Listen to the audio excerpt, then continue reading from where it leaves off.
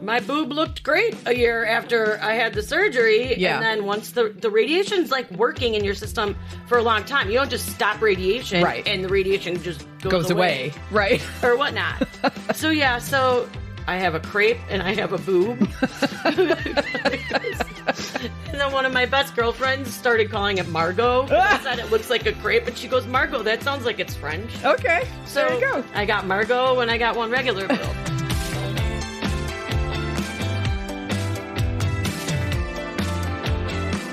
Hey everyone, welcome to Life with the Cheri on Top. I'm your host Cheri, and today I am joined by my friend Jamie. Hello. Hello. Little Mrs. Doubtfire there. Today we want to talk about the healthcare system and how we think you should be in charge of your own healthcare.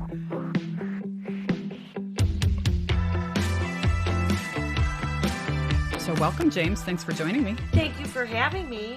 I want to talk about healthcare because you are the only other person I know besides me to experience The healthcare twinsies. Yeah, like most of the time. I think they're going to name a disease after us one day. Probably.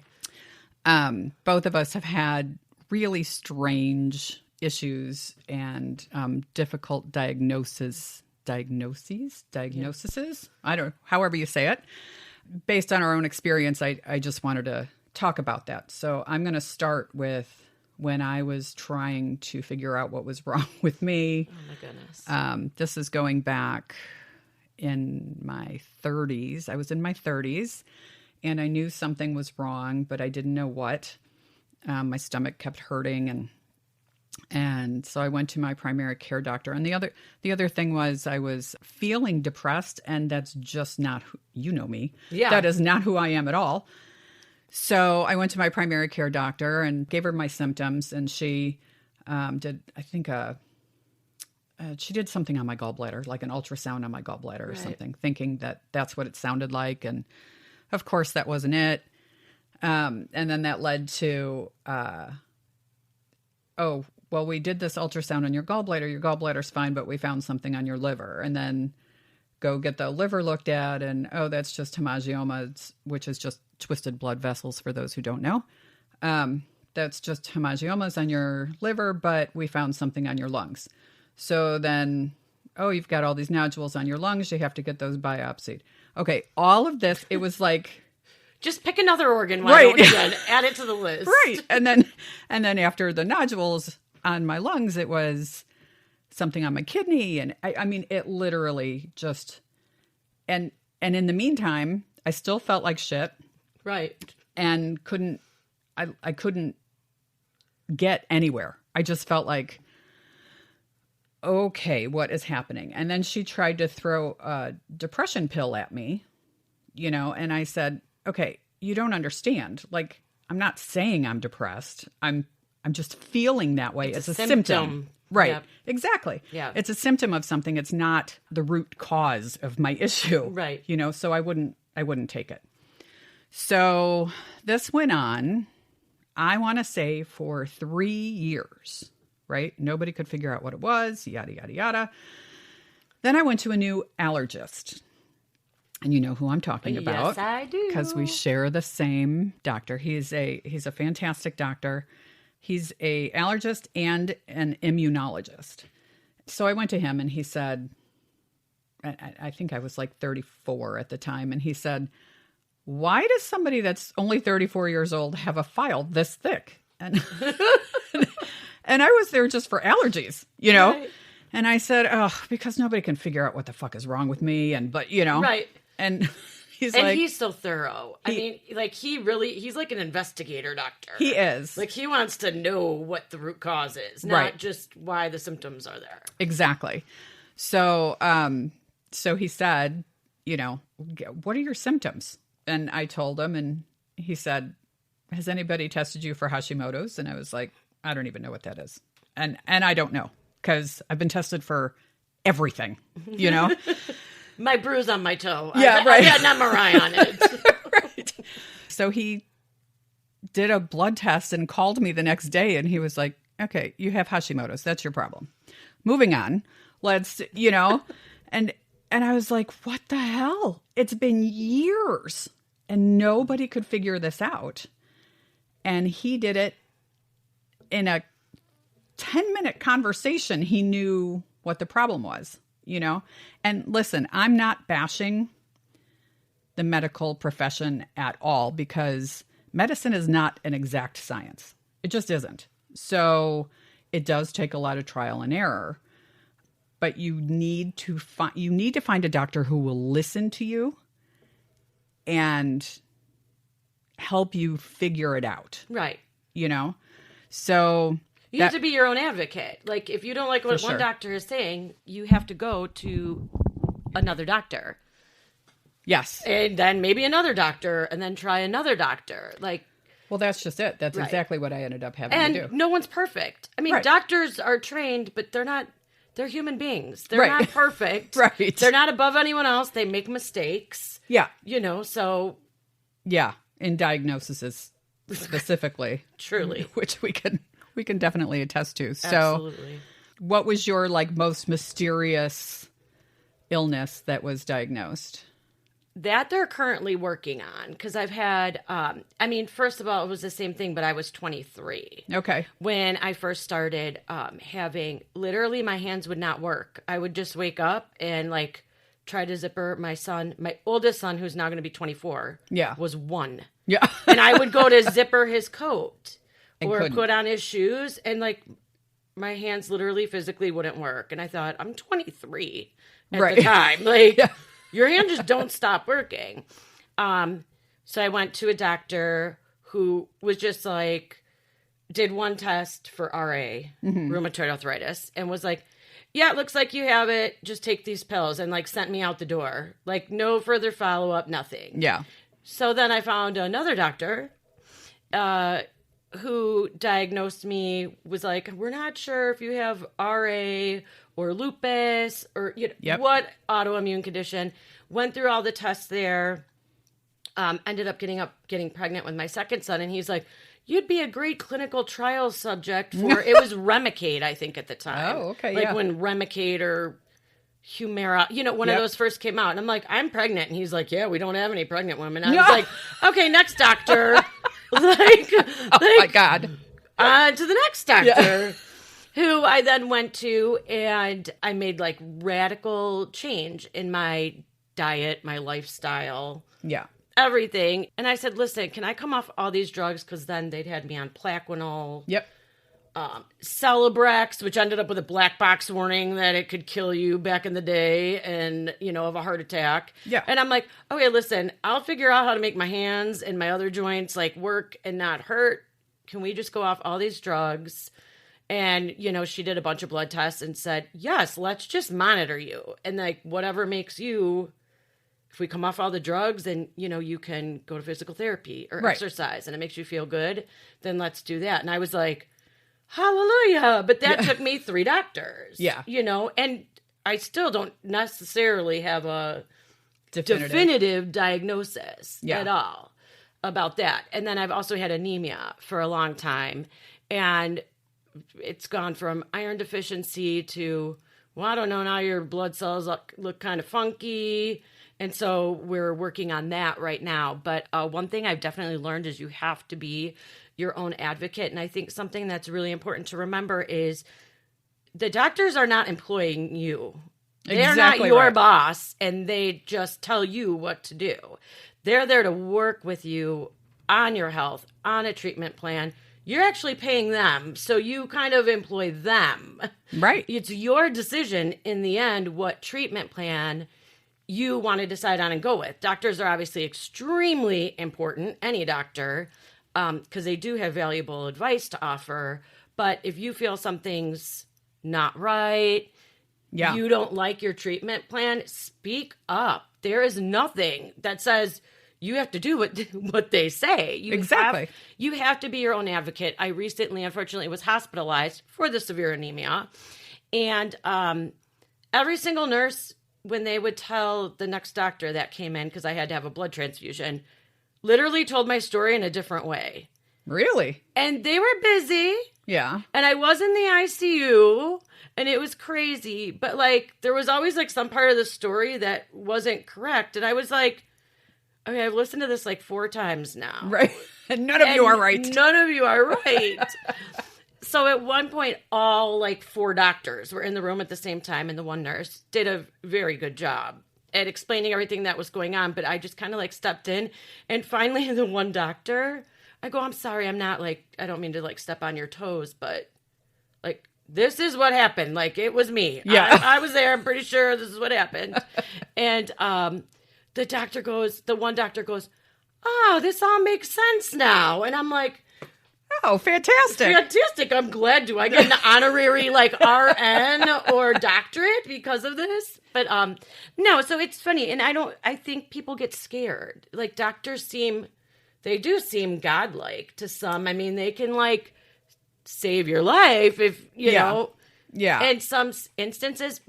And so I think people get scared of them. Like, you get scared of a principal when you're a little kid or whatever. Right. Do not be scared of them. No, right. You're employing them. You're there to work together is my whole thing. I could not have said that better. Like, briefly before we started recording, Jamie and I were talking about this.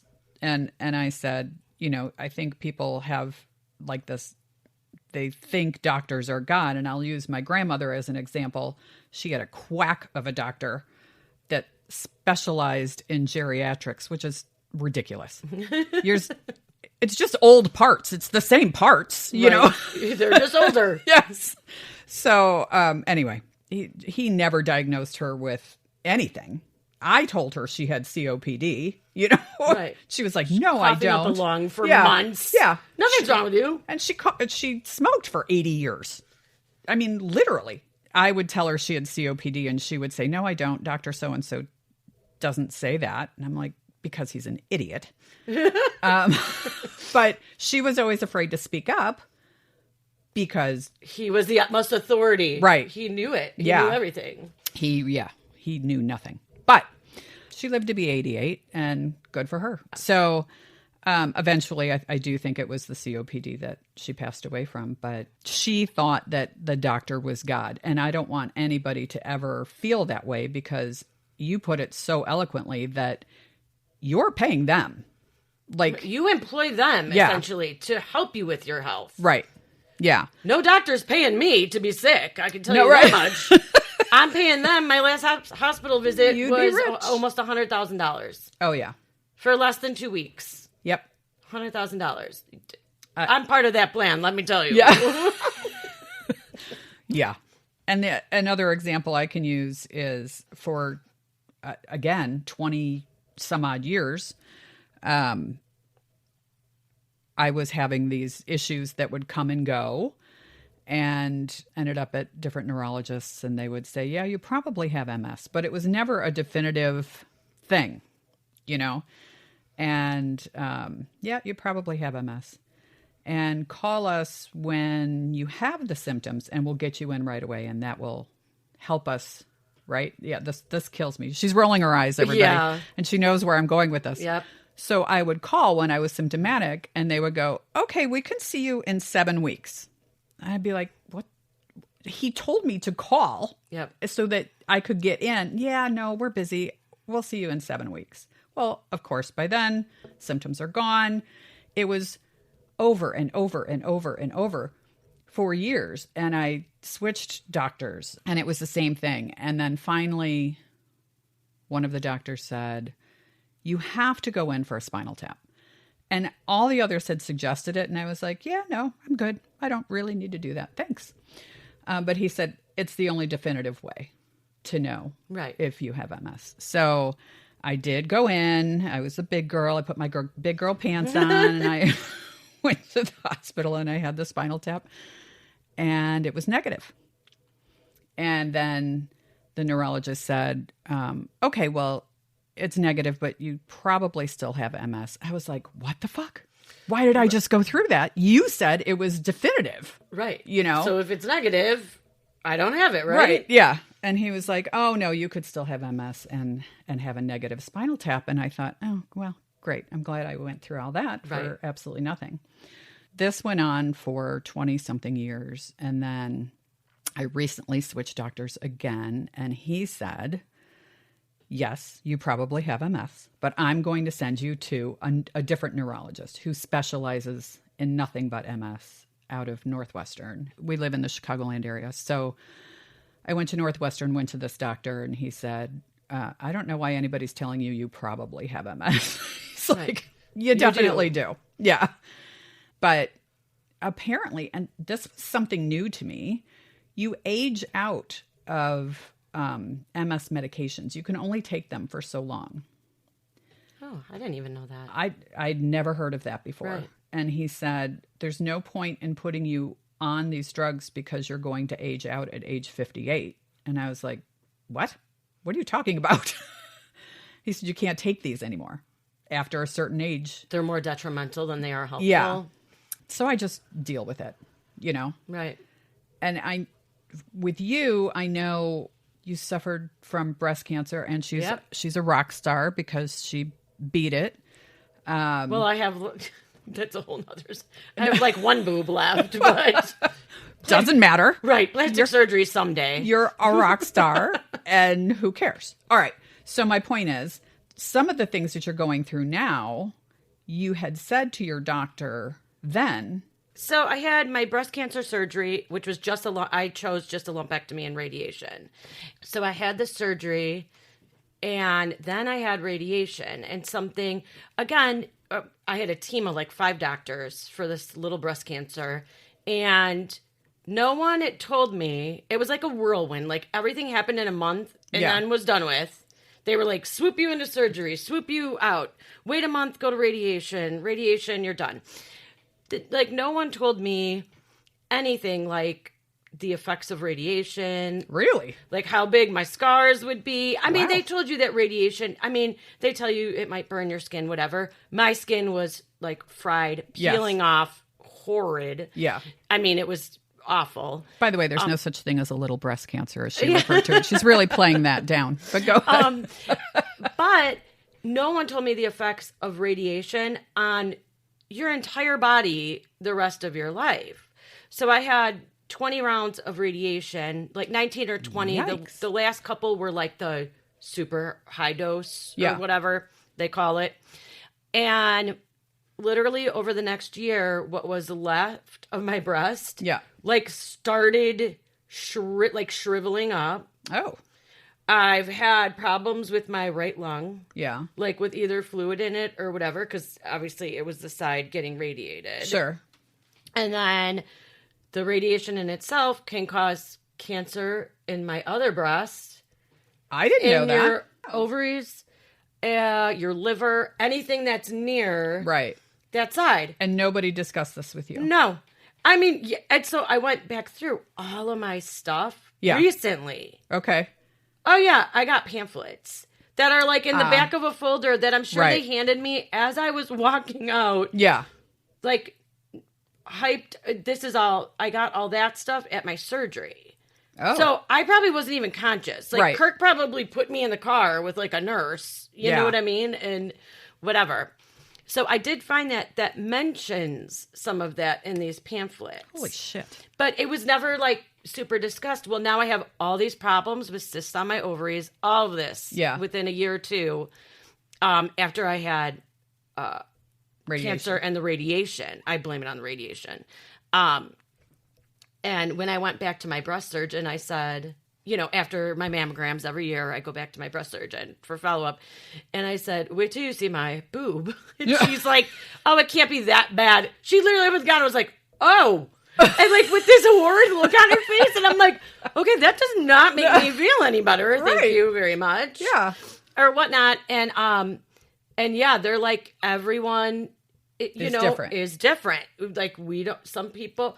My boob looked great a year after I had the surgery. Yeah. And then once the radiation's like working in your system for a long time. You don't just stop radiation and the radiation just goes away. Right. Or whatnot. So now I have, I don't know, this is kind of funny. I say I have a crepe and I have a boob.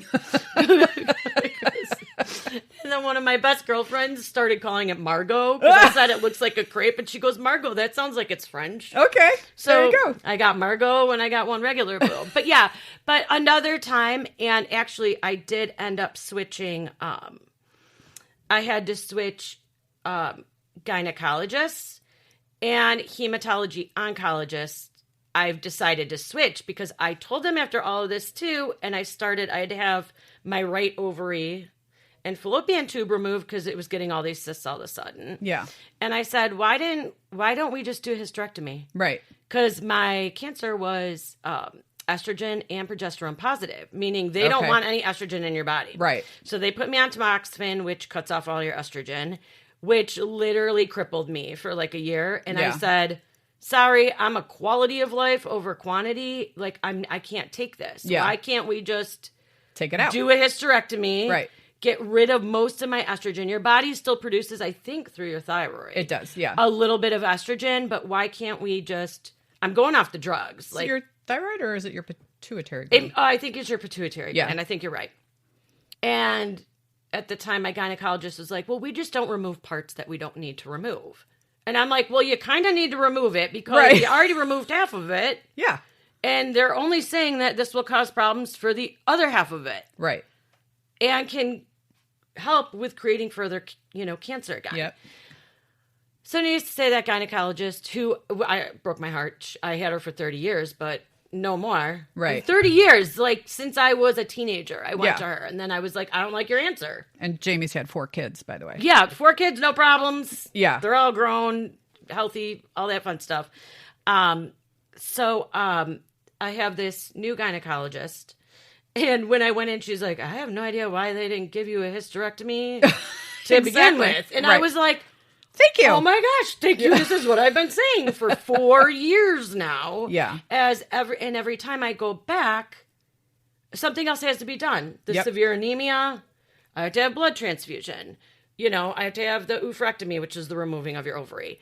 And then I had to go back in for, I've got another huge cyst on the other side.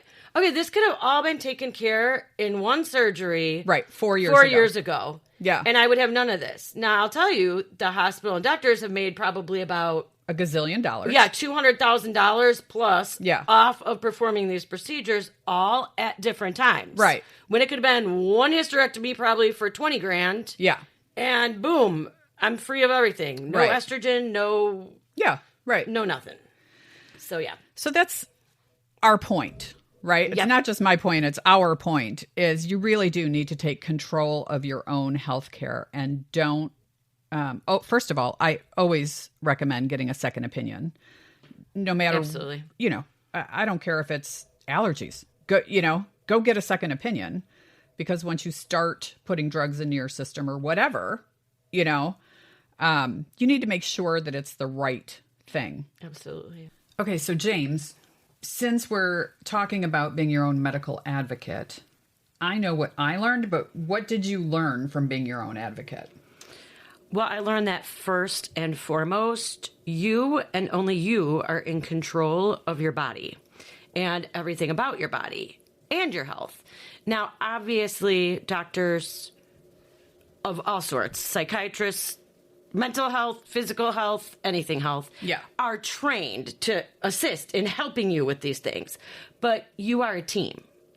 And if you don't like an answer, if you don't like what's going on, if you are listening to your body and it is telling you something that is totally different than you feel the doctor is telling you, you need to stand up for yourself. And that is, I think, the lesson that I learned, is that you have to take control yourself, because you are your greatest advocate, no one else. Totally agree. Yeah. For me, I kind of learned when I was telling her my symptoms, when I was telling my doctor my symptoms, and I said depression was a symptom, and she automatically threw a pill at me. Right. And I said, I'm not taking a depression pill. I'm telling you it's a symptom, not not chronically depressed. Right. Yeah. So what I learned is, if you don't get the right answer, or you don't feel like it's the right answer, move on. Because as you said, you have to be your own best advocate. You can't rely on everybody else to tell you what to do. Well, and I think it's important, too, to not be scared, because you are. Like, I remember at first, I'm like, well, I'm going to talk back to a doctor. But, like, you have to. Like, you know your body better than anyone else. Yeah. Like, that's the whole thing. Yep. I think intuition has a lot to do with it, too. Right. Like, I think women have an innate ability to know more about themselves than men do. I would agree with that. Okay. Absolutely. Right. I don't think men even tried. Even if they did have some type of intuition, they're right. like, shut that down. I know. Throw it to the side. Don't worry about it. Totally agree.